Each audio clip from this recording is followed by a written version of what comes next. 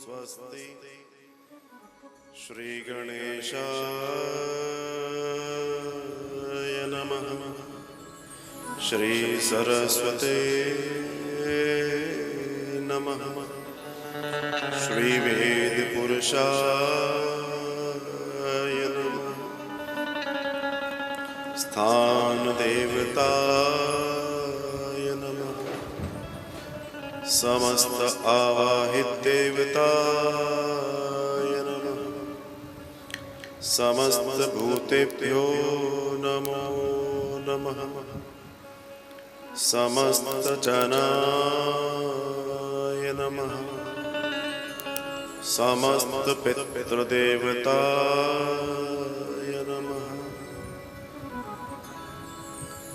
नमः नमः।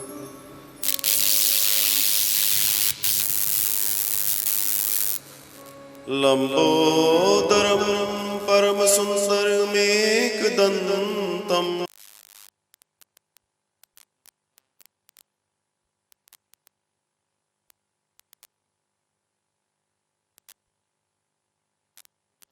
दिवाकरकरौज्ज्वलकायकान्तं विघ्नेश्वरौ सकलविघ्नहरं नमामि। ध्यानमूलं गुरुर्मूर्ति पूजामूलं गुरुपदं मंत्रमूलं गुरुवाक्यं मोक्षमूलं गुरुकृपा। यं प्रव्रजन्तमनुपेतमपेतकृत्यं द्वैपायनो विरहकातर आजुहाव। पुत्रेति तन्मयतया तर्वोऽभिनेदु तं सर्वहृदयं मुनिमानतोऽस्मि। कृष्णाय वासुदेवाय हरये परमात्मने प्रणतक्लेशनाशाय गोविन्दाय नमो। वंशाकल्पतरुभ्यश्च कृपासिन्धुभ्य एव च पतितानां पावनेभ्यो वैष्णवेभ्यो नमो। कर्पूरगौरं करुणावतारं संसारसारं भुजगेन्द्रहारं सदा वसन्तं हृदयारविन्दे भवं भवानी सहितं नमामि। आदौ देवकी देवगर्भजननं गोपेग्रहे वर्धनं मायापूतं जीवतापहरणं गोवर्धनो धारणं। कंसच्छेदनकारवादिहननं कुन्तीसुतापालनम् एतद् भागवतमिति पुराणकथितं श्रीकृष्णलीलामृतम्। कस्तूरितिलकं ललाटपटले वक्षस्थले कौस्तुभम् नासाग्रे वरमौक्तिकं करतले वेणुः करे कंकणं। मनोजवं मारुततुल्यवेगं जितेन्द्रियं बुद्धिमतां वरिष्ठं वातात्मजं वानरयूथमुख्यं श्रीरामदूतं शरणं प्रपद्ये श्रीरामदूतं शरणं प्रपद्ये श्रीरामदूतं शरणं प्रपद्ये। राधा मेरी स्वामिनी, मैं राधा को दास, जन्म जन्म मोहे दीजियो श्री वृंदावन वास। सभी प्रेम से कहें श्री सीतारामचंद्र भगवान जी महाराज की जय हो। बाल कृष्ण मुरारी लाल की जय हो। उमा गौरीपति की जय हो। गंगा मैया की जय हो। सरस्वती माता की जय हो। जमुना माता की जय हो। माता पिता की जय हो। गौ माता की जय हो। सद्गुरुदेव भगवान की जय हो। समस्त ऋषिमुनि सभी साधु संत सभी देवता सभी ब्राह्मण देवताओं की जय हो। सनातन धर्म की जय हो। सनातन धर्म की जय हो। सनातन धर्म की जय हो। राधे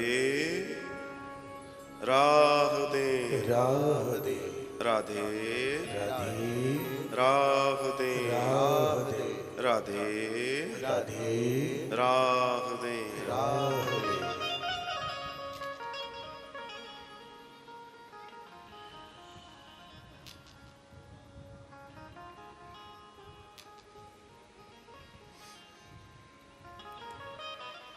श्री राधे श्री राधे। कैसे हैं आप सब? आनंद। श्री राधे। तो आज हम भगवान नारायण की महती कृपा से उस परमेश्वर की हम पर जो कृपा दृष्टि हुई है, ये हमारे जीवन के लिए धन्यता है, हमारे जीवन के लिए एक विशेषता है कि ईश्वर ने हमें चुना। ईश्वर ने हमें चुना कि हम उसको जान पाएं, हम उसके गुणगान को गा पाएं, हम अपने जीवन की पवित्रता को सहेज पाएं, सुंदर बना पाएं। और यही विशेष है, यही हमें करना है, यही हमें जानना है, यही हमारा कर्तव्य होना चाहिए कि हम अपने जीवन का जो सुंदर पल है वो परमात्मा की कृपा और परमात्मा को पाने में लगा दें। क्योंकि जब भी हम अपने जीवन को बहुत करीब से, बहुत पास से देखते हैं और हमें वो दृष्टि मिल जाती है सत्संग के मामले सत्संग की कृपा से, जहाँ हम परमात्मा को जानने और मानने के लिए सक्षम हो जाते हैं, हम विशेष हो जाते हैं। और यही महती कृपा हम सब पर हुई है। जहांगीराबाद और जहांगीराबाद की इस कथा को दुनिया भर में देख रहे दिशा चैनल के माध्यम से सभी भक्तजन के ऊपर इस पवित्र पितृ कृपा और इस पवित्र पितृपक्ष में ये मोक्षदायिनी जो कथा है, ये सबको जीवन दे, सबको आनंद दे, ऐसी मेरी कामना है। और हम सबका कल्याण हो, जीवन सबका सुंदर बने, सब आनंद और वैभव के साथ अपना जीवन जिए, ऐसी अनुकंपा मैं गोविंद के श्री चरणों में करता हूं। हम और आप इस गोविंद की सत्संग रूपी बगिया के आज के खिले हुए फूल हैं, जो आज उसने अपनी बगिया में खिलाए हैं। ये सुंदरता है, ये विशेषता है। तो हम परमेश्वर से कृपा मांगे, राधा रानी से कृपा मांगे कि हे राधा रानी, हमें गोविंद तक पहुंचने का मार्ग प्रशस्त करें, हमारा कल्याण करें, हमारे जीवन पे महती कृपा बनी रहे। तो आइए आज हम प्रवेश करें कथा में। एक बार नाम संकीर्तन, तत्पश्चात कथा प्रवाह का आनंद लिया जाए। श्री राधे श्री राधे राधे राधे प्रिया प्रिया श्री राधे श्री राधे राधे राधे प्रिया प्रिया श्री राधे श्री राधे राधे राधे प्रिया प्रिया श्री राधे श्री राधे राधे राधे प्रिया प्रिया राधे राधे प्रिया प्रिया राधे राधे प्रिया प्रिया राधे राधे प्रिया प्रिया राधे राधे प्रिया प्रिया श्री राधे राधे प्रिया प्रिया राधे राधे प्रिया प्रिया राधे राधे प्रिया प्रिया राधे राधे प्रिया प्रिया श्री राधे श्री राधे राधे राधे प्रिया प्रिया श्री राधे श्री राधे राधे राधे प्रिया प्रिया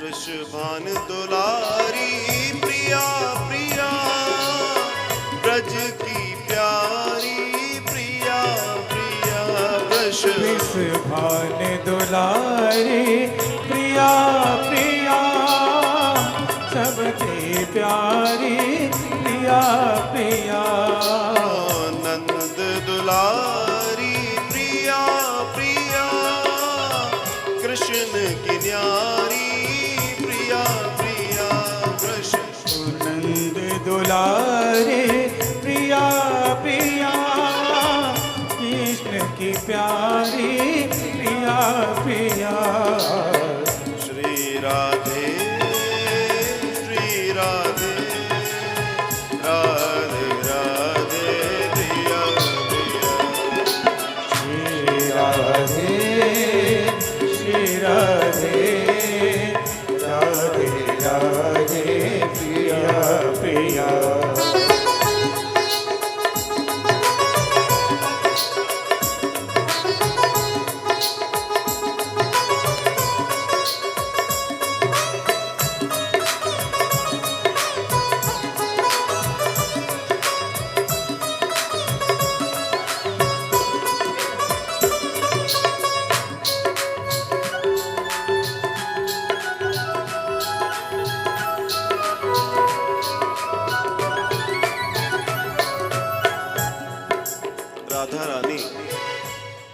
जिनकी कृपा से, जिनकी आज्ञा से हम गिरधर तक पहुंच पाते हैं।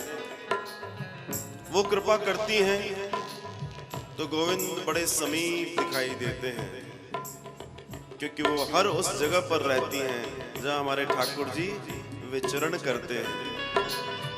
कुंज गलिन में प्रिया प्रिया, यमुना तट पर प्रिया प्रिया।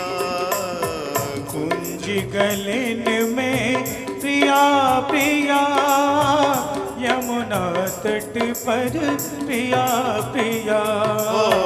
कुंज गलिन में प्रिया प्रिया, यमुना तट पर प्रिया प्रिया। कुंज गलिन में प्रिया प्रिया, यमुना तट पर प्रिया प्रिया। वंशी वट पर प्रिया प्रिया, बरसाने में प्रिया प्रिया। वंशी वट पर प्रिया प्रिया, बरसाने में प्रिया प्रिया। श्री राधे श्री राधे, राधे राधे प्रिया प्रिया। श्री राधे श्री राधे, राधे राधे प्रिया प्रिया। श्री राधे श्री राधे, राधे राधे प्रिया प्रिया। श्री राधे श्री राधे, राधे राधे प्रिया प्रिया। राधा तू बड़ भागिनी, तूने कौन तपस्या की। तीन लोक धारण धरण, स्वामिनी है तेरे आदि। राधे राधे प्रिया प्रिया, राधे राधे प्रिया प्रिया। राधे राधे प्रिया प्रिया, राधे राधे प्रिया प्रिया। श्री राधे श्री राधे, हरि बोल। राधे राधे प्रिया प्रिया। श्री राधे श्री राधे, राधे राधे प्रिया प्रिया। राधे राधे प्रिया प्रिया। राधे राधे प्रिया प्रिया।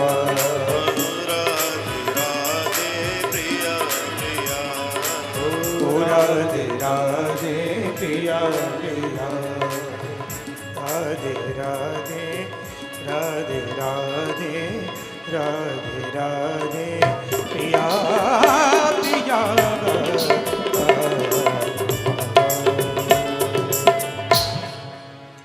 राधे राधे प्रिया प्रिया। श्री राधा रानी ठाकुर जी की प्रिय है और ठाकुर जी श्री राधा रानी की प्रिय है। और इस प्रेम की जो सबसे बड़ी कड़ी है वो है राधा रानी की प्रेम का समर्पण। दुनिया में अगर प्रेम को जानना है, दुनिया में अगर प्रेम को समझना है, तो श्री राधा रानी की शरण लेनी होगी, जिनका प्रेम शाश्वत है, जिसमें कोई काम नहीं है, कोई कामना नहीं है, सिर्फ और सिर्फ समर्पण है। कुछ पाने की आकांक्षा अभिलाषा नहीं है, सिर्फ कृष्ण तत्व राधा तत्व का मिलन है। और वही प्रेम है। हमें दुनिया में ये बताया गया कि प्रेम होता है, प्रेम होता है, प्रेम होता है, और हम प्रेम को बोलने तो लगे, करने तो लगे, पर असल में हम प्रेम को जानते ही नहीं हैं। हम शरीर के संबंधों की प्रगाढ़ता को प्रेम समझते हैं, लेकिन श्री राधा रानी और भगवान श्री कृष्ण के दर्शन में अगर जाएंगे आप और हम, तो ये समझ आएगा कि प्रेम बहुत अलग व्यवस्था है।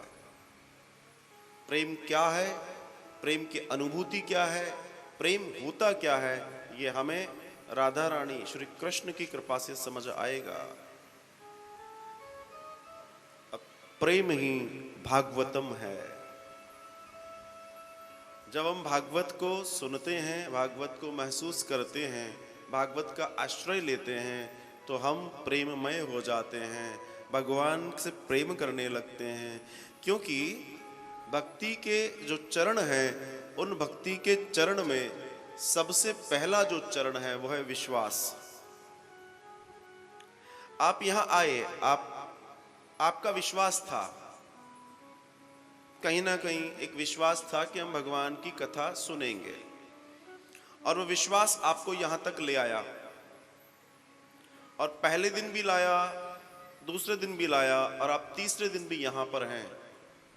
ये पहला चरण क्या था, विश्वास, और दूसरा चरण क्या है, संबंध। जब आप पहले दिन आए थे तो विश्वास से आए थे, और फिर आपका विश्वास संबंध में भगवान से जुड़ने लगा, रिलेशनशिप बिल्ट होने लगी। तो जब आपका भगवान से संबंध जुड़ने लगा तो क्या हुआ, विश्वास के बाद संबंध पैदा हो गया, और उसके बाद फिर तीसरी जो चीज है वो है समर्पण। हम इन 7 दिनों में विश्वास, संबंध और समर्पण की प्रक्रिया से गुजरेंगे, और जब हम ये विश्वास, संबंध और समर्पण की प्रक्रिया से गुजर जाएंगे तब प्रभु से मिलन होगा। कि आप और हम पूजा अर्चना, कथाएं, धर्म सब करते रहते हैं और करते हैं, और करना चाहिए, ये हमारी संस्कृति का मूल है। लेकिन सबसे बड़ी और सबसे सुंदर बात यह है कि हम जो करते हैं उसमें समर्पण है या नहीं। इट मे बी कि आपका संबंध हो सकता है, आपका विश्वास हो सकता है, लेकिन विश्वास कौन सा, वट विश्वास या विश्वास? एक होता है वट विश्वास, मतलब दुनिया इधर से उधर हो जाए, विश्वास नहीं टूटेगा। प्रहलाद को वट विश्वास था, क्योंकि उसके गुरु ने बता दिया था कि बेटा भगवान कण कण में है। बेचारे भगवान को क्या पता था कि ये बोल देगा हाँ खंबे में है, तो बोला हाँ, बोल देगा हाँ। लेकिन भगवान के साथ 2 घटनाएं बड़ी विचित्र घटी हैं यहाँ पर। पहली चीज कि एक भक्त के लिए भगवान को खंबे में से प्रकट होना पड़ा, ये तो हम सब जानते हैं, लेकिन इसके पीछे एक और बड़ी बात है, और बड़ी बात यह है कि कण कण में भगवान है। ये बताया किसने? ये बताया एक संत ने, एक गुरु ने। तो भगवान को यहाँ 2 चीजों पे काम करना था, एक तो भक्त की बात रखनी थी, और दूसरा किसी संत की बात टल न जाए। इंद्रियों के गुलाम हो जाते हैं। हमारी सबसे ज्यादा, दुनिया की सबसे खतरनाक एक इंद्रिय है इस शरीर में, और वह है रसेंद्रिय, हमारी रसना, हमारी जीभ। दुनिया की सबसे खतरनाक और सबसे ज्यादा अटपटी ये इंद्रिय है। इस दुनिया में जितने लोग भी बीमार हैं उसमें से 95% लोगों की बीमारी की जड़ ये जीभ है। ये है कि मानती नहीं। और जब तक अगर आपको वास्तव में जीवन के उत्कर्ष पर जाना है, महान बनना है, तो सबसे पहले इस जीवा को कंट्रोल करना होगा। और जिसने जीभ कंट्रोल कर ली उसने परमात्मा को साध लिया, ये पक्का मान के चलिएगा। जीव को कंट्रोल करने का मतलब वैराग्य 99% पूरा हो जाना। 99% वैराग्य पूरा हो जाएगा जिस दिन आपकी जीव आपके, इसलिए संतों ने कहा देखना इंद्रियों के न घोड़े भगे, इनमें हर पल संयम के कोड़े पड़े, अपने रथ को सुमार्ग चलाते चलो, कृष्ण गोविंद गोपाल गाते चलो। पल पल अगर हम परमात्मा का नाम लेकर अपना जीवन जिएंगे तो एक बात तो बहुत अच्छी होगी, वो ये कि हम पाप करने से बच जाएंगे। पाप कर्म हम तभी करते हैं जब भगवान का स्मरण नहीं होता, ध्यान रखिएगा। जो व्यक्ति भगवान के सुमिरण में लीन रहता है वो पाप नहीं कर सकता। जैसे ही भगवान का सुमिरण हटा और माया ने घेरा, मायापति गए और माया का राज्य शुरू। तो ये हमें समझना है, ये हमें जानना है, और जिस दिन ये जान लिया उस दिन सब हो जाएगा। जो जो आप चाहते हैं वो सब हो जाएगा। तो एक बार माता अनुसुईया जी बड़े सुंदर भाव से भगवान का ध्यान करती हैं। अनुसुईया का मतलब होता है अनुसुईया, संधि विच्छेद करके जाएंगे तो अनुसुईया का मतलब होता है जिसको किसी में कोई दोष न दिखे, वो अनुसुईया है। जिस व्यक्ति को भी किसी में दोष नहीं दिखता कभी, वो अनुसुईया होता है। और इनके पति हैं अत्रि, अत्रेव अत्र एव इति अत्रि, जो यहीं रहता है वो अत्रि। मतलब आप जहां हैं वहां रहें, आप जो कर रहे हैं वहां उस समय 100% ईमानदारी से फिर वही करें। और इसको दूसरे भाव में समझें कि जो व्यक्ति अपने मन को स्थिर करके भगवान का ध्यान लगा रहता है उसको अत्रि कहते हैं। अत्रि और अनुसुईया भगवान को साधते हैं और बड़ी भारी तपस्या करते हैं। और जब ये तपस्या करते हैं तो इन्होंने जब तपस्या की तो किसी देवता का नाम नहीं लिया, तपस्या करते ही रहे, करते ही रहे, करते ही रहे। अब भगवान ऊपर कंफ्यूज, किसको बुला रहे हैं? ये न ये विष्णु बोलते हैं या महेश बोलते हैं, न ब्रह्मा बोलते हैं, बस हे जगदीश्वर, हे जगदीश्वर, हे जगदीश्वर। भगवान बड़े कंफ्यूज हो गए। आखिर में जाके तीनों ने बोला भाई अपन तीनों ही इस जगत के जगदीश्वर का रूप है, हम तीनों ही चलते हैं। तो ये तीनों लोगों ने इन लोगों ने भगवान तीनों आए और भगवान ने उनको प्रकट होकर अपने दर्शन दिए। और जब दर्शन दिए तो तीनों उस दर्शन को देख, दोनों लोग उन दर्शन को देख के आनंद से भर गए। और तब तीनों देवताओं ने कहा मांगो तुम्हें क्या मांगना है। जब उन्होंने कहा क्या मांगना है तो बड़े सोच में पड़ गए कि हम क्या करें। तो फिर विष्णु ने उनको आशीर्वाद दिया जिससे चंद्र की उत्पत्ति हुई।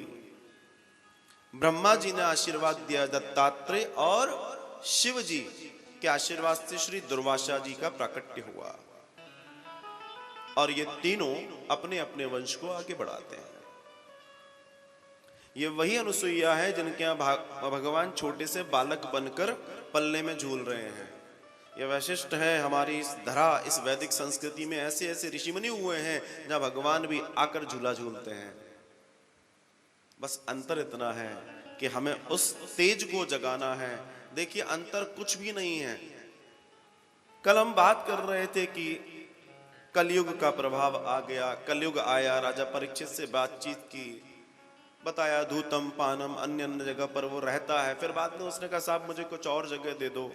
उन्होंने कहा काम क्रोध मद लोभ आदि जगहों पर भी तुम रह सकते हो, लेकिन कलयुग आया तो है। कलयुग ने यह भी कहा कि साहब सर्वत्र आपका राज्य है, मैं कहाँ रहूं, मुझे तो जगह देनी पड़ेगी आपको। तो उन्होंने कहा जहां जहां जहां ऐसी ऐसी स्थितियां अब वहां रहे। इसका मतलब कलयुग हर जगह नहीं है। कलयुग है वहां जहां पाप है। आप आज यहां बैठे हैं, आप अपने घर में बैठे हैं और आपने सोच लिया कि मैं स्वर्ग में बैठा हूं, तो कलयुग का प्रभाव आप पर नहीं आ सकता। कलयुग का प्रभाव उन पर आएगा जो कली के द्वारा, को जो प्राप्त कर्म है, जो धर्म है, जो मकान है उसको घर मिले हैं, जो उनमें प्रवेश करेगा वही कलयुग मिलेगा। हम इस बात को बहुत अच्छे से समझें कि हम यहां बैठे हैं, यहां कलयुग का प्रभाव नहीं है। कलयुग का प्रभाव क्या कहां है? बाहर है, यहां नहीं है। अब जैसे ये बारिश हो रही है, इस बारिश से दूसरे लोगों के काम रुक सकते हैं, पर ये व्यासपीठ की भगवान की सुंदरमयी कथा की अमृत की जो बारिश हो रही है, उस सब का लाभ हमको निर्विघ्न मिल रहा है। ये सुंदरता है। बस इतना समझना है हमें। श्री सुखदेव जी श्री परीक्षित जी से कहते हैं कि आकुति, देवहूति, प्रसूति जो तीनों कन्या थी, इसमें से फिर प्रसूति का विवाह दक्ष प्रजापति के साथ हुआ और दक्ष प्रजापति ने सृष्टि की देखरेख की। इनकी 16 पुत्रियां, जिसमें से 13 का विवाह धर्म के साथ, 1 का अग्नि के साथ, 1 का समस्त पितरों के तेज के साथ और 1 छोटी बेटी का विवाह सती, जिसका नाम है, भगवान शिव के साथ। एक बार की बात है, प्रजापतियों का बड़ा भारी यज्ञ हुआ। सभी देवताओं ने उसमें भाग लिया। दक्ष चूंकि उस समय शीर्ष पर हैं, मुख्य हैं वहां पर, तो दक्ष ने थोड़ी देर के बाद वहां प्रवेश किया। तो जब दक्ष ने प्रवेश किया तो सब लोग खड़े हो गए उनके अभिवादन के लिए, सम्मान में। लेकिन 2 लोग खड़े नहीं हुए। एक थे ब्रह्मा जी और एक भगवान शिव। दक्ष का मतलब होता है एक्सपर्ट। दक्ष जो होता है उसका मतलब एक्सपर्ट होता है। लेकिन एक्सपर्ट जो होता है ये अच्छी बात है, पर एक्सपर्ट होने के बाद एक दुर्गुण भी आ जाता है कई बार, वो होता है अहंकार। और ये सबसे बड़ा विश्व है। तो ये जो अहंकार है दक्ष में आ गया कि मैं बड़ा हूं। और वही घटना घटी कि दक्ष ने बस ये नहीं देखा कौन कौन खड़ा हुआ मेरे सम्मान में, उसकी नजर वहीं गई कौन खड़ा नहीं हुआ। इस टाइप के लोग यही देखते हैं। उनको हर जगह उनकी जगह व्यवस्थित रिजर्व चाहिए। चाहे वो कार्यक्रम से 4 घंटे के कार्यक्रम की जगह 3.25 घंटे लेट पहुंचे, मगर उनको उनकी जगह चाहिए। बस अंतर इतना है। तो हुआ ये कि दक्ष प्रजापति ने वहां पर भगवान शिव को बहुत भला बुरा कहा, बहुत गलत बोला। भगवान शिव बैठे बैठे बैठे सुनते रहे। भगवान शिव कुछ नहीं बोले। भगवान शिव दिगंबर हैं, बागांबर पहनते हैं और अपनी धुन में रहते हैं। लेकिन भगवान शिव और इस प्रसंग को जो मैं आपको सुना रहा हूं, ये प्रसंग हमारे घर का प्रसंग है, हमारे और आपके घर का प्रसंग है। इसलिए इस प्रसंग को बहुत बहुत शिद्दत से, बहुत आनंद के साथ आत्मसात कीजिएगा। तो भगवान शिव की जब बहुत सारी बेइज्जती की गई, तब जाकर भगवान शिव चुपचाप उठे और कैलाश चले गए। लेकिन देखिए, भगवान शिव से पुरुषों को क्या सीखना है। यहां पर पुरुषों को यह सीखना है कि पति कैसा हो। इतनी बेइज्जती, तू ऐसा है, तू वैसा है, तू फलाना है, तू ढिमका है, जितनी गालियां हो सकती हैं उनको मिली। लेकिन भगवान शिव ने घर पर जाकर सती से कुछ भी नहीं कहा, वरना कोई और होता तो क्या करता। तेरे यहां मेरे साथ ऐसा हुआ, अब मैं देखता हूं। ऐसा ही होता ना। लेकिन यहां क्या सीखना है? अगर परिवार चलाना है तो इससे सुंदर कोई परिवार नहीं है, शिव परिवार से सुंदर। एकमात्र यही देवताओं का परिवार है जो हमारी हिंदू सनातन संस्कृति में सपरिवार पूजा जाता है, बाकी कोई नहीं है। भगवान शिव आ गए, चुपचाप आनंद के साथ रहने लगे। एक दिन की बात है, प्रजापतियों का बड़ा भारी एक बृहस्पति स्वनाम का यज्ञ हुआ और उस यज्ञ में दक्ष ने सारे देवी देवता ऋषि मुनि गंधर्व आदि को सबको बुलाया है, लेकिन सती और भगवान शंकर को नहीं बुलाया। लेकिन एक सबसे बड़ी बात, ये जो दुनिया है, ये दुनिया बड़े अलग विचारों से चलती है। तो जिन लोगों को पता पड़ा कि इनकी खुद की बेटी को नहीं बुलाया है, तो उनको जाना किसी और रास्ते से था, मगर वो कैलाश होकर अपने अपने विमानों से जाने लगे। और फिर देवी के सामने अपना विमान रुक के, देवी जी जरा निकल रहे थे, जरा जल पान कराइए, और आप तैयार नहीं हुई अभी तक। देवी जी ने कहा किस लिए? अरे बोला वो आपके पिताजी के इतना बड़ा यज्ञ हो रहा है, पूरी दुनिया को बुलाया, आप नहीं जा रही? अरे हमें तो बुलाया है। मतलब तुम नहीं हो, हम है खास। मान लीजिए सोसाइटी में शादी है, किसी के यहाँ प्रोग्राम है और उसकी किसी से नहीं बनती सोसाइटी में, तो साहब कार का सेल्फ उसी के दरवाजे के सामने 3 बार लगेगा, जिससे वो देख ले आप उसके यहाँ जा रहे हो, आप नहीं गए। अरे आपको नहीं बुलाया, मालूम है कि इनको नहीं बुलाया, इनके संबंध आपस में ठीक नहीं है, और साहब आप नहीं चल रहे। वो भी बेचारा कहता हाँ हाँ हाँ देखते हैं आते हैं। इन देवताओं ने यही किया, सती जी के दिमाग में बिठा दिया कि ऐसी ऐसी बात है। सती जी ने कहा कि अरे होता है, पिताजी भूल गए होंगे। कई बार ये होता है कि जब काम ज्यादा होता है दुनिया भर को, तो हम सारे काम कर लेते हैं, घर के काम और अपने काम भूल जाते हैं। देवी ने सोचा ऐसा हुआ होगा, ऐसा हुआ होगा, और वही हुआ कि देवी बड़े प्रेम और भाव के साथ भगवान शिव के पास पहुंची और भगवान शिव समाधि में बैठे हैं। तब भगवान शिव ने अपने नेत्र खोले और देखा तो देवी सामने बैठ के हाथ जोड़े बैठी हैं, और देवी भगवान से कहती हैं, हे देवी, हे देव, मुझे आपसे एक निवेदन करना है। क्या निवेदन करना है? इन्होंने कहा कि आज मुझे पता पड़ा कि आपके ससुर जी के यहाँ बहुत बड़ा यज्ञ हो रहा है। देखो देवियों की कितनी बुद्धि प्रखर होती है। इन्होंने ये नहीं कहा कि मेरे पिताजी के यहाँ हो रहा है, क्योंकि जाना है ना मायके, तो बोला आपके ससुर जी के यहाँ, आपके पहले मेरे तो बाद में है। देवियों में व्यवहारिकता बड़ी अच्छी होती है, और माताओं का यही गुण है जो गृहस्थ को जोड़े रखता है, घर को बनाए रखता है। तो माँ कहती हैं, तो भगवान मुस्कुराए, तो बोले आप मुस्कुरा क्यों रहे हो? तो भगवान ने कहा कि देवी दरअसल मैं तुमसे कुछ बताना चाहता हूं। बोला क्या बताना चाहते हैं?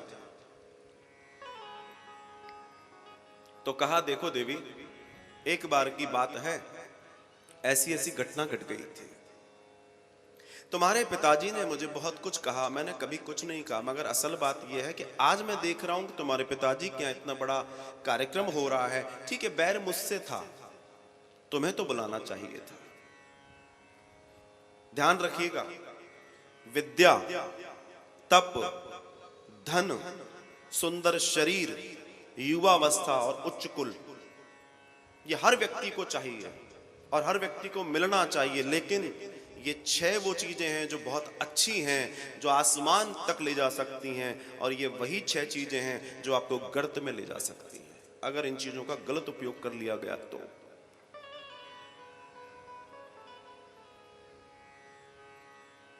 हम अपने जीवन को कैसे जिएं, जब तक इस बात की बारीकी हमें नहीं मालूम होगी, तब तक अगर हम उल्टा सीधा कुछ कर रहे हैं तो समझ लीजिएगा गड़बड़ हो जाएगी। तब दोनों का वार्तालाप होता है। मंगल भवन अमंगल हारी, द्रवहो सुदशरथ अजेर बिहारी। राम सिया राम जय जय राम, राम सिया राम सिया राम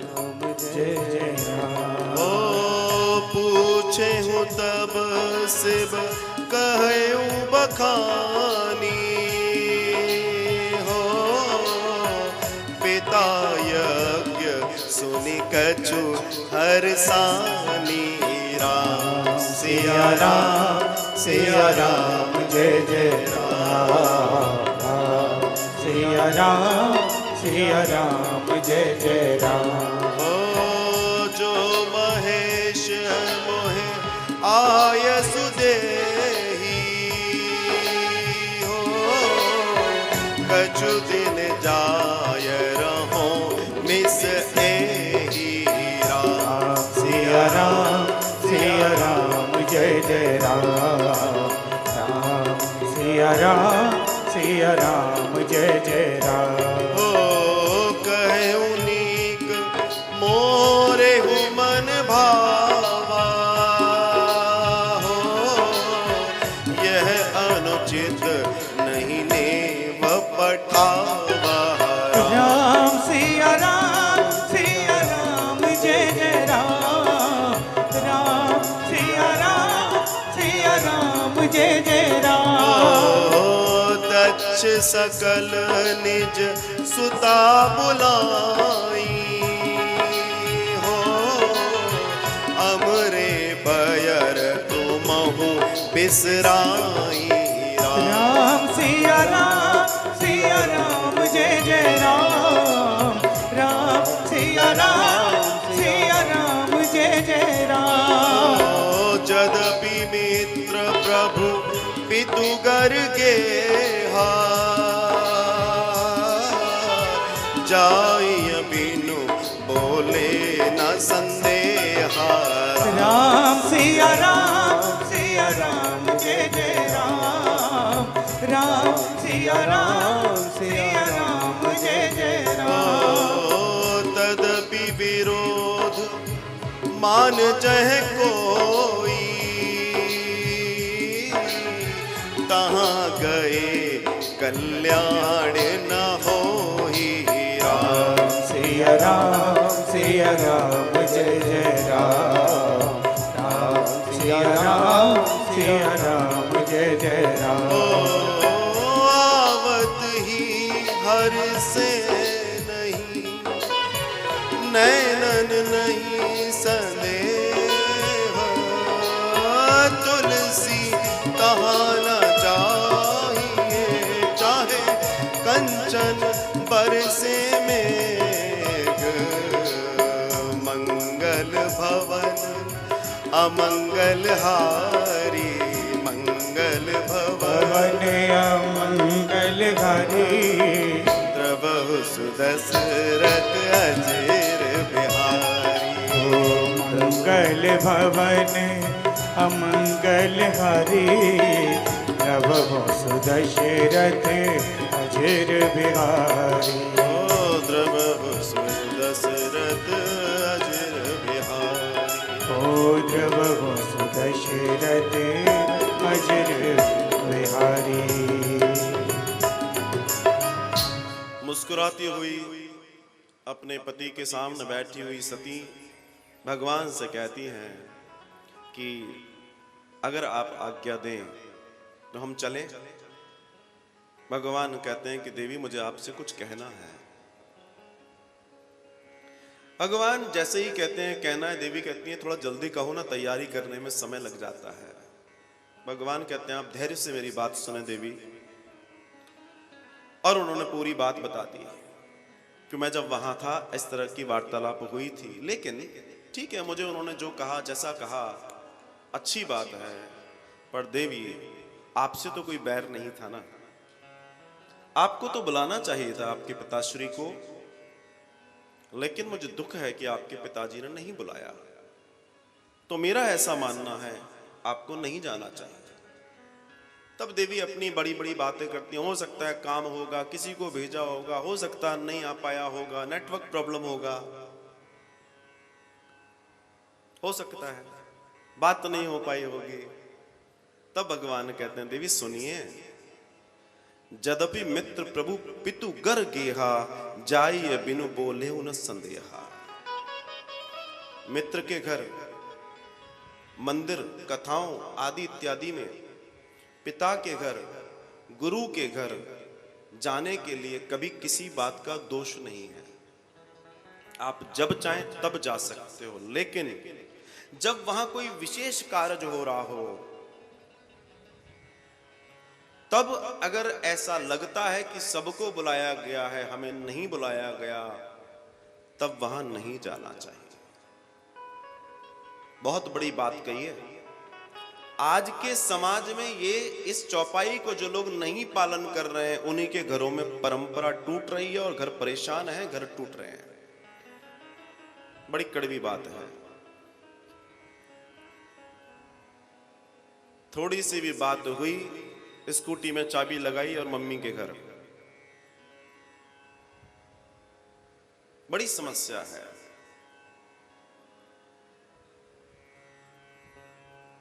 सती एक बार सती हुई, और अगर सती के इस चरित्र को लोग सुन और समझ उतार लें अपने जीवन में, तो आज जो बेटियां पल पल सती हो रही हैं, वो सती नहीं होंगी। परिवार के दो परिवारों के बीच की धुरी है बेटी। हमने कुंती चरित्र में जाना और सुना, लेकिन सबसे बड़ी बात है, बेटियों को यह समझना बहुत जरूरी है कि मेरे पिता ने मेरा कन्यादान किया है। दुनिया की सबसे बड़ी श्रेष्ठता हमारे धर्म में है कि हमारे यहां कन्या का दान होता है। ऋषि मुनियों ने बड़ी सोच समझ के इस परंपरा को बनाया और यहां पर दान देने की परंपरा करवाई। उसका कारण है कि दान देने के बाद दान पर हमारा अधिकार नहीं होता। जिसको दे दिया फिर दान उसका होता है। आज की तारीख में हर पिता, हर मां अपनी बेटी का दान तो कर रहे हैं, लेकिन दिखाने के लिए कर रहे हैं, अंदर से दान नहीं हो रहा। बेटी विदा होती है और बेटी अपने ससुराल अभी पहुंच नहीं पाई है, रास्ते में इतने में तो 4 फोन आ जाते हैं।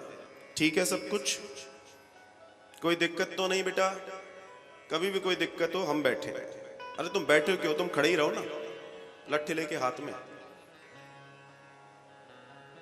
क्या मूर्खता बना रखी है समाज में। समधी बनने जा रहे हैं, बोल रहे हैं संधि, और बन बैठे हैं व्यापारी। भाई लड़ाइयां तो व्यापारियों के बीच में होती हैं, समधियों के बीच में नहीं होती। संबंधी बनने जा रहे हैं।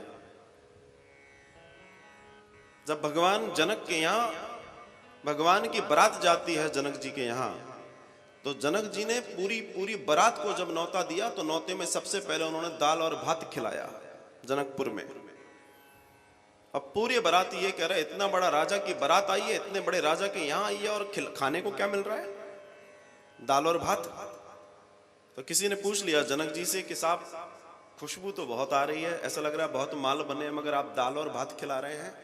जनक जी ने बड़ा सुंदर जवाब दिया, साहब हम और आप संबंध में जुड़ने जा रहे हैं, और हमारे यहाँ जब संबंध जोड़ते हैं तो दाल और भात खिलाते हैं, क्योंकि उसको मिलाकर खाया जाता है। तोड़ने वाली चीज करके हम अपना अपशकुन नहीं करना चाहते, हम शकुन करना चाहते हैं। दाल भात को मिलाकर तो हम और हमारे और आपके रिश्ते ऐसे रचपच जाएं कि एक बार दाल और भात मिल गया तो उसके बाद आप उसको अलग नहीं कर सकते। तो परंपराएं ऐसी होनी चाहिए, जीवन ऐसा होना चाहिए। आज की सबसे बड़ी समस्या यह है कि बेटी को तो विदा कर दिया, लेकिन बेटी को विदा नहीं किया। अब कौन सी बेटी को विदा कर दिया और कौन सी बेटी को नहीं किया? जो बेटी यहां रह गई, बिल्कुल गलत नहीं है, वो बेटी यहां रहनी चाहिए, इसमें कोई बुराई नहीं है, लेकिन उस बेटी के घर को बनाए रखने की जिम्मेदारी उसके माता पिता की है। अब दिन में 4-4 बार लगे हो, अरे उसको उसका जीवन जीने दो साहब। उसके परिवार की, जिस नए परिवार में वो गई है, वहां की परंपराओं को उसको जानने और सीखने दो। हो सकता है उसको जानने और सीखने में उसको दर्द भी हो, उसको कभी कभी रोना भी पड़ेगा, कोई बात नहीं है, लेकिन ट्रेनिंग होती है उसमें दर्द ही होता है। और ट्रेनर अगर कमजोर होगा तो दिक्कत हो जाएगी। सांस हमेशा मजबूत होनी चाहिए।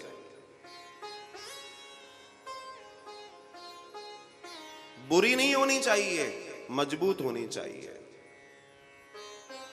और वो सास हमेशा अपनी बहू के साथ यही चाहती है कि मेरे बाद जब ये घर संभाले तब तक ये मजबूत हो जाए। अब उस मजबूती करने की प्रक्रिया को आप सोचते हो कि साहब ऐसा और वैसा, तो ये आपकी सोच हो सकती है। मेरा मानना यह है कि सास मजबूत नहीं होगी, आपका जीवन मजबूत नहीं बन सकता। लेकिन वो सास तो अपना काम सही कर रही है, पर ये जो बेटी की माताजी हैं,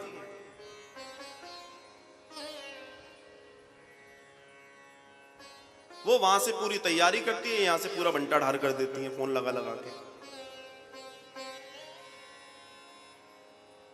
और असल बात मैं बताऊं, ये सती तो एक बार सती हुई हैं, अपने पति की बात ना मानकर, अपने ससुराल पक्ष की बात ना मानकर। आज की बेटियां हर पल सती हो रही हैं, तिल तिल सती हो रही हैं, और उनके घर टूट रहे हैं।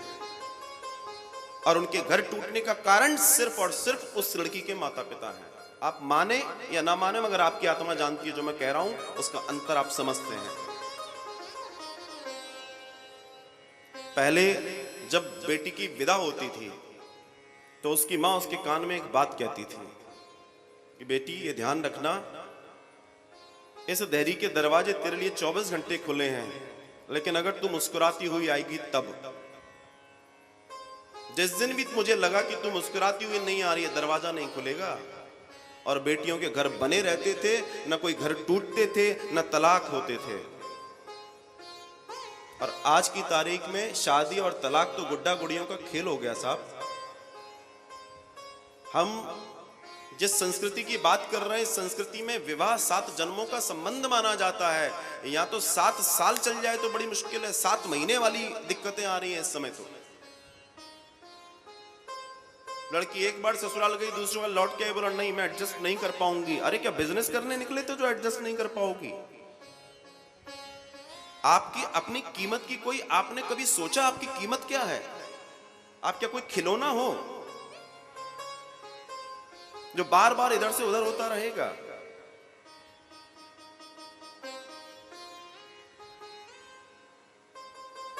वो मां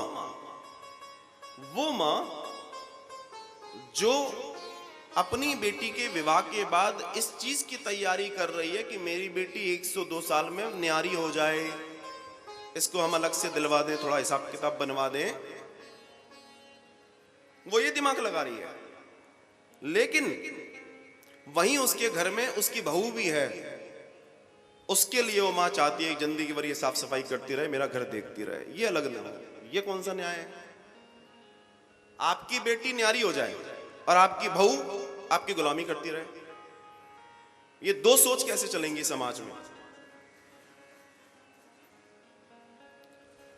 आपकी भाभी आपकी मां की बात सुनती रहे और आप अपने पति की मां की बात सुनना नहीं चाहती। आपकी भाभी आपकी मां की बात सुनती रहे, बिल्कुल यस यस करती रहे, और आप अपने पति की मां की बात नहीं सुनना चाहती। ये कौन सा न्याय है साहब? ये कौन सा न्याय है? लोग कहते हैं हम, वो जो आई है ना, जब से हमारा बेटा तो इतना सुंदर था, इतना बढ़िया था, एक बात मानता था, मगर जब से वो आई है तब से वो सुनता नहीं है हमारी। और 2 साल हुए उसने अपनी रसोई अलग कर ली, घर अलग कर लिया। बताओ कितनी बेकार बहू आई। मैं उनसे कहना चाहता हूं और बहुत सख्ती से कहना चाहता हूं, बहू बेकार नहीं है। उसको तो आए जुम्मा 4 दिन हुए साहब। जिस बेटे को आपने 22-25 साल संभाल के रखा, जब वो आपका नहीं हुआ तो उस बहू से क्या उम्मीद करते हो? जिस बेटे को आपने पाल पोस कर इतना बड़ा कर दिया, जब वो आपका नहीं हुआ, वो उसकी गुलामी करने लगा अपनी काम लोलुपता के कारण, तो इसमें उसकी गलती नहीं है। आप अपने संस्कारों का निरीक्षण कीजिए, कहीं ना कहीं आपने अपने बच्चे को जो संस्कार देने चाहिए थे वहां कमी रह गई। आजादी किसको नहीं चाहिए? सबको चाहिए।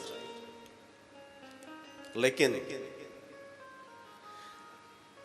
जब विवाह होकर बच्ची घर आती है, ससुराल में आती है, और उस दिन उसके पति का उसके साथ जो स्वभाव होता है, बस उसी दिन उसको समझ में आ जाता है कि मुझे आगे जीवन कैसे जीना इस व्यक्ति के साथ। वहीं से उस बीज को बो दिया जाता है और वही पेड़ बनता है। हम और आप अपने परिवारों को उनको जो संस्कार देना चाहिए वो अगर तरीके से नहीं दे रहे हैं, हमारे बच्चे अगर हमारी बात नहीं मान रहे हैं, या वो इस तरह के एकाकी जीवन जीने के लिए मैं, मेरी पत्नी, मेरे बच्चे अपने जीवन में जी रहे हैं, तो उनकी गलती नहीं है, हमारे संस्कारों में कमी है। आप माने या नहीं माने, कहीं ना कहीं हमने कोई ढील तो दी थी, और उस ढील के कारण ही ये समस्या बड़ी है, अन्यथा ऐसा होता ही नहीं।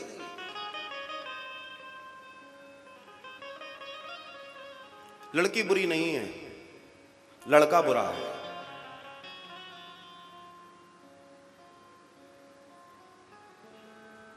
वो वही कर रही है जो उसका पति सहमति दे रहा है। सहमति का मतलब मौन हो जाना। अगर वो उसकी गलत बातों पर भी मौन है तो समझ लीजिए ये मौन बहुत अच्छी चीज है, पर मौन कहां होना है ये समझना बहुत विवेकपूर्ण बात है। हमें ये समझना चाहिए। तो यहां जो सती है, सती जब नहीं मानी तो भगवान शिव ने कहा जाओ देवी, मैं क्या कर सकता हूं। तो भगवान शिव ने उनको आज्ञा दी, गणों के साथ पिताजी के पास पहुंची है, मां से मिली, बहनों से मिली, अंत में जाके पिताजी को देखा यज्ञ में बैठे हैं। यज्ञ में सभी देवताओं को भाग मिला है, उनका भोग निकाला गया है, आसन दिया गया है, लेकिन शिव जी को कोई आसन नहीं दिया गया, कोई भोग, कोई भाग नहीं निकाला गया। और तब जाकर सती ने क्रोध किया है। बेटियों के साथ बड़ी सुंदर एक बात है, वो ये कि जब वो अपने ससुराल में अपने पति के पास होती है तो उनको अपना पिता याद आता है, अपनी मां याद आती है, और जब अपने मायके में होती है तो अपने पति याद आते हैं। ये नारी जो है ना, दुनिया ने इसी से सब कुछ सीखा है। अगर ये नारी नहीं होती तो ये नर कुछ नहीं कर पाता, ये चुपचाप बुद्धू बना बैठा रहता। नारी समाज को बनाती है, धुरी है समाज की। और मेरा निवेदन है माताओं से कि अपनी धुरी की मर्यादा और उसकी शक्ति को समझें, अपना महत्व समझें। अगर आप अपने ससुराल में हैं तो आप उस ससुराल की प्रतिनिधि हैं, उस घर की प्रतिनिधि हैं। आप जब उस घर से बाहर निकलेंगे आपके आचरण के अनुसार उस घर का प्रतिनिधित्व होगा। तो आपको ऐसा आचरण करना चाहिए कि आप जिस परिवार में हैं, आपके कुल, आपका घर और आपका मायका दोनों की तारीफ हो। इनकी बहू बड़ी संस्कारी है, निश्चित इसके माता पिता ने अच्छे संस्कार दिए होंगे। या फिर ये सुनना है, अरे इसके कैसे माँ बाप होंगे, क्या सिखाया इसको, कुछ सिखाया ही नहीं। अपने माता पिता को गाली दिलवाना है या उनकी प्रशंसा करवाना है, ये आपके हाथ में है। और बेटी वही है जो पिता का स्वाभिमान बने, ऐसा करे कि जग उसको जय जयकार करे, वही बेटी है। सती ने पिताजी को बहुत भला बुला कहा और कहा कि मैं ऐसे समाज में नहीं जी सकती जहां मेरे पति के साथ गलत हो रहा है। पिताजी, आपने बहुत गलत किया। जिस शिव के त्रिशूल पर काशी टिकी है, जिस पर रहने वाले लोग सीधे मुक्त हो जाते हैं जन्म और मरण से, आपने उसका भाग नहीं निकाला, आपने उसका पूजन नहीं किया, या आपने गलत किया पिताजी। तो मैं ऐसे समाज में जीवित नहीं रह सकती और अपने पति के पास जाकर मैं क्या मुंह दिखाऊंगी। तो माता सती ने अपने मनोयोग से अग्नि उत्पन्न की स्वयं में, और उस अग्नि में अपने आप को समाप्त कर लिया। भगवान तक ये खबर पहुंची है और भगवान ने कहा कि ये तो गलत हुआ। तब भगवान की सेना वहां पहुंची और उन्होंने जाकर तहस नहस करके कई सारा यज्ञ और आदि सब भस्म कर दिया, उलट पुलट कर दिया, दक्ष का सर काट दिया। दक्ष सोच रहे थे कि मैंने बहुत बड़ा काम कर दिया। शंकर जी की जटा से निकले हुए वीरभद्र ने जाकर वहां पर क्या किया, सर काट दिया। फिर देवता भगवान शंकर के पास आए, महाराज कृपा करो, महाराज कृपा करो। अब भगवान कहते हैं कि अच्छा ठीक है, कोई बात नहीं, भोले बाबा है ना। दुनिया का एकमात्र ऐसा देवता जिसको आपकी काजू कतली नहीं चाहिए, उसको तो आप कांटे का धतूरा चढ़ा दो, बचे हुए लोटे का जल चढ़ा दो और बेलपत्ती का एक आध टुकड़ा तोड़ के चढ़ा दो, और कुछ नहीं मिले तो पिंडी पे खुद चढ़ जाओ, प्रसन्न हो जाते हैं। यही है हमारे भोले बाबा। भोले बाबा ने कहा चलो कोई बात नहीं, बोला यज्ञ तो पूरा करवाओ, यज्ञ अधूरा नहीं रहना चाहिए। तब भोले बाबा आए हैं। एक वहां पर बकरा है जिसकी बलि होनी थी, उसमें उसका सर काट के दक्ष को लगा दिया गया। फिर दक्ष हाथ जोड़कर खड़े हैं भगवान शिव के आगे और उनसे क्षमा मांग रहे हैं। और दक्ष प्रजापति ने भगवान की स्तुति की है। अब भगवान की स्तुति अगर कोई बकरा करे तो कैसे करेगा भाई, इंसान का तो मुंह नहीं है। आप लोग जब शिवालय जाते होंगे, शिव मंदिर जाते होंगे, तो आपने सुना होगा बोल बम, सुना है आपने, बम बम भोले। ये जो बम शब्द निकला है, ये राजा दक्ष के उस बकरे के मुख से निकला था। और आपने देखा होगा कई लोग जब शिवालय में होते हैं तो कान ऐसे करते हैं। कान ऐसे करने का मतलब बकरे के कान बड़े बड़े, बम बोले। उसने जैसे स्तुति की थी वही आज भी हम कर रहे हैं। ये दक्ष के बकरा रूप की स्तुति है। भगवान प्रसन्न हुए, कथा आगे बढ़ती है। भगवान को पाने की चाह में पार्वती जी जब सती होने लगी, तब उन्होंने भगवान राम जी का ध्यान किया। असल में सती के साथ ये घटना क्यों घटी, ये जब अगस्त ऋषि के पास राम कथा सुनने गई थी अपने पति के साथ, तो इन्होंने उनका मान नहीं रखा और भगवान ने जब दर्शन दिए मार्ग में, तब उन्होंने भगवान के दर्शन को उतना प्रभावशाली नहीं माना। अरे ये जब अपनी पत्नी के वियोग में इतना रोता हुआ भटक रहा है और ये मेरे पति कह रहे हैं कि ये मेरे इष्ट हैं, ये कैसे हो सकता है। ना ना ठीक है, अब ये मान रहे हैं तो मैं क्या करूं। और फिर इतना तो किया, चलो इतने भी कोई बात नहीं थी, जाकर परीक्षा ले ली, जाकर परीक्षा ले ली। और वो परीक्षा में कौन सी गलती कर दी, गलती कर दी कि वो सामने आगे खड़ी हो गई सीता बनकर। ये बड़ी गलती थी।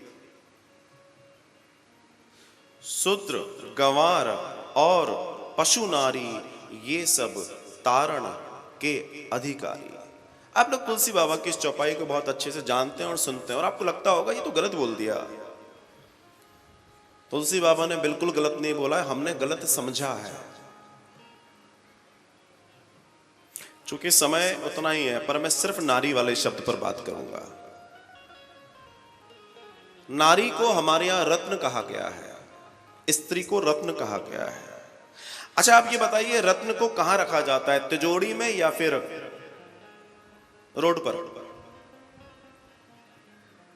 अरे बोलो ना, जहांगीराबाद वाले बोलते नहीं है क्या? तिजोरी में। तो जो तिजोरी में रखा जाता है उसके बारे में कुछ समझ लें।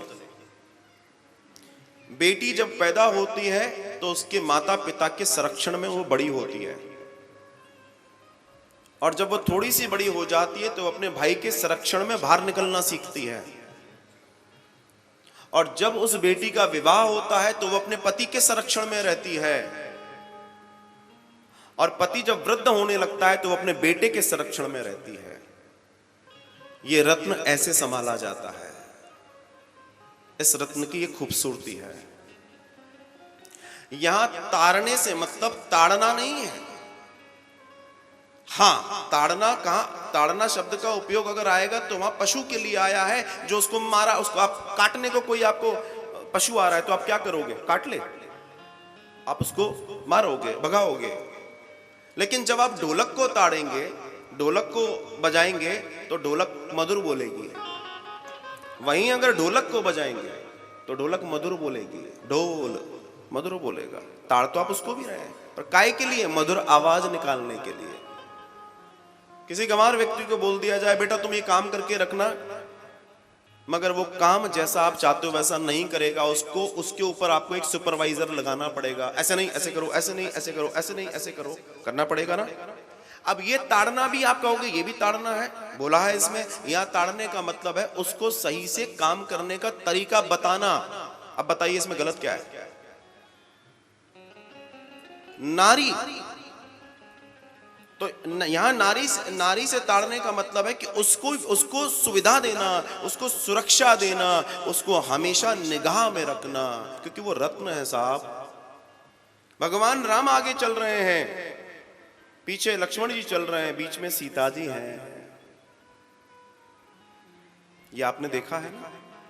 बस तुलसी बाबा यही कहना चाह रहे हैं कि स्त्री को चारों तरफ से कवर्ड करके रखना चाहिए, क्योंकि वो इतनी कीमती है, इतनी कीमती है, जिसकी कीमत कोई दे नहीं सकता।